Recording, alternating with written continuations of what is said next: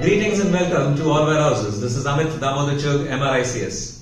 Today we speak about maximizing your ROI in real estate.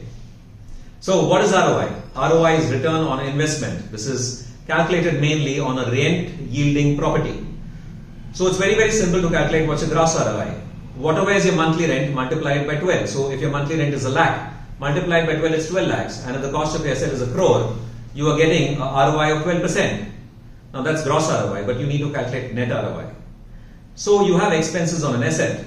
For an example, your asset worth a crore has been rented out and you furnished it for about 6 lakh rupees. And that furniture has to be written off over 6 years. So typically you have to write off 1 lakh rupees per year. So your net rent is not 12 lakhs, it is 11 lakhs. And say you spend 20,000 rupees on taxes and 20,000 rupees is the depreciation on your building. And say 10,000 rupees is your insurance cost per year. So you're actually getting in hand 10.5 lakhs per year, which is 10.5% ROI.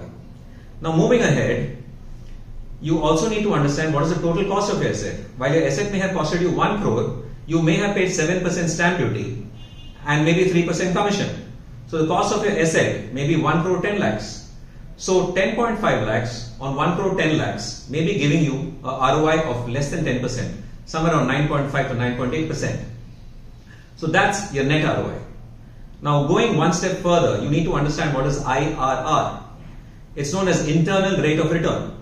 So to your ROI, you also need to add the appreciation of your asset. And we all know very well what kind of assets appreciate the most. So a normal appreciation is about 6% per year.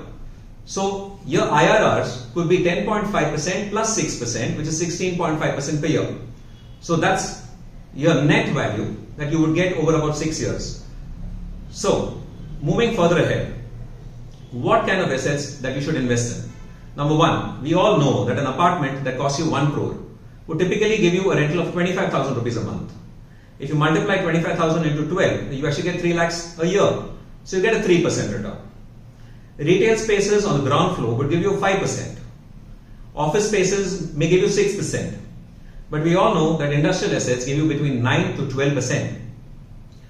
Now, while your ROIs are highest over there, your IRRs are also highest. We have spoken about it earlier. Industrial land are semi-urban lands. So, they eventually become residential and commercial lands in the medium term, in about 25 or 30 years.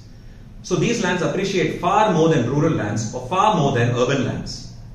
Therefore, you could get IRRs of 20% plus if you invest in an industrial property. It's very easy. We've simplified it here for you and we are always here to ask any questions. Happy investing, happy returns. This is Amit Damodar from Allwarehouses. Make the wise choice. Thank you very much.